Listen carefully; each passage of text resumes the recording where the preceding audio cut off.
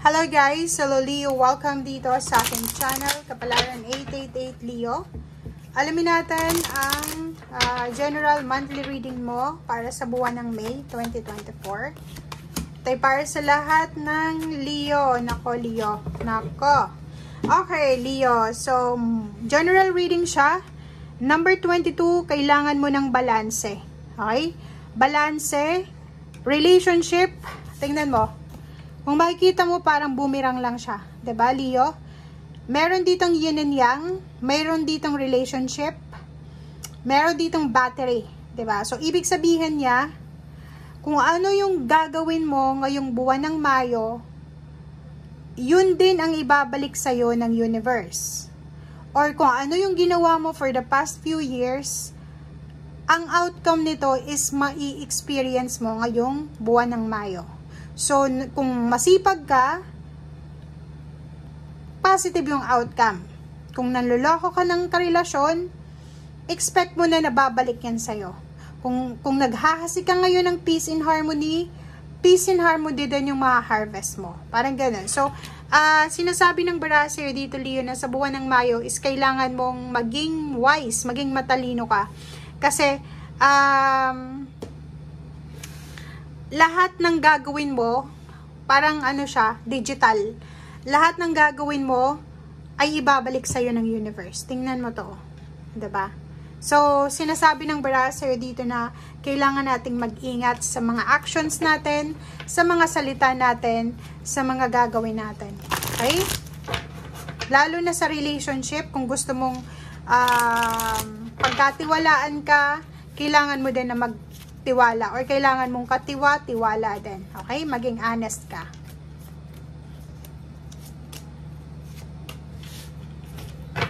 Okay, next. Wow. So, nakikita ko sa'yo dito na may number 7 ka, number 16 na blessed ka dahil if ever may mga nangyayari sa'yong hindi maganda sa ngayon, like medyo naguguluhan ka, confused ka, may mga gabay from your ancestors, lalo na yung mga mahal mo sa buhay na nasa kabilang buhay na. Siguro may mga, ano sila, parang may mga special form of communication sila sa'yo na gusto nila, like for example, nakakatanggap ka ng signals, ng signs, ng synchronicities galing sa kanila, natutulungan ka nila kasi ginaguide ka nila or binibigyan ka nila ng ideas kung ano yung mga decision making na kailangan mong gawin. And number 29, 9, 10, 11, 11 siya, so sinasabi ng baraha na sa buwan ng Mayo, ang blessing mo din na matatanggap is yung mga battles, yung mga problema na hindi mo pwedeng kontrolin, ay posibleng ma-resolve mo siya. 'Di ba? May mga uncontrollable tayong mga nangyayari sa buhay natin na minsan hindi natin kayang kontrolin or hindi natin kayang i-resolve or walang solusyon. Pero sa'yo, Leo, sinasabi na magkakaroon ka ng solusyon sa lahat ng mga problema na pinagdadaanan mo or kinakaharap mo.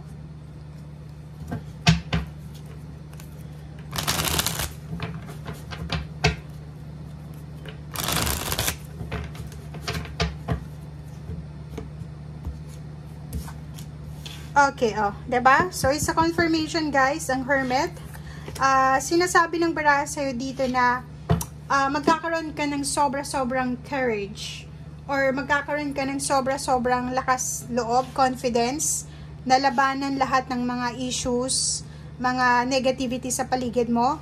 Mahahanap mo yung liwanag, mahahanap mo yung clarity, mahahanap mo yung solusyon sa kung ano man tong gumugulo sa buhay mo or sa isip mo ngayong buwan ng Mayo.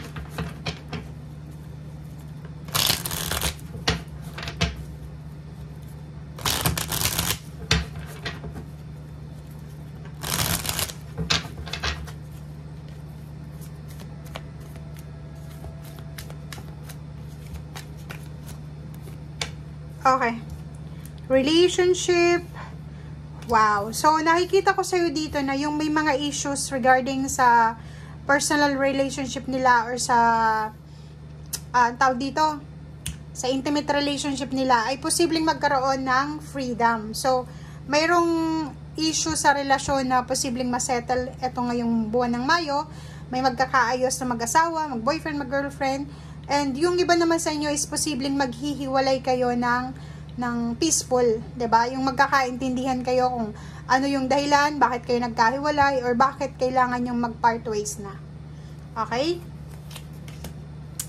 Nakikita ko rin sa'yo dito na if ever man nangangailangan ka ng suporta, physical support, emotional support, posibleng makakuha ka niyan sa water sign or sa kapwa mo fire sign. May iba sa inyo ditong may bagong relationship, bagong trabaho, and sobra-sobra kayong excited sa mga pagbabagong ito na meron kayo sa ngayon. Yung iba sa inyo dito may pera na posibleng matanggap. May trinabaho siguro kayo for the past few months na ngayon mismo matatanggap. So, kita mo naman, nandito yung Ace of Wands, sobrang excitement, passion, determination, ang mararamdaman mo dahil sa unexpected blessings na to, financial blessings, or unexpected love life, or reconciliation, or ano pa man to na posibleng mangyari ngayong buwan na to.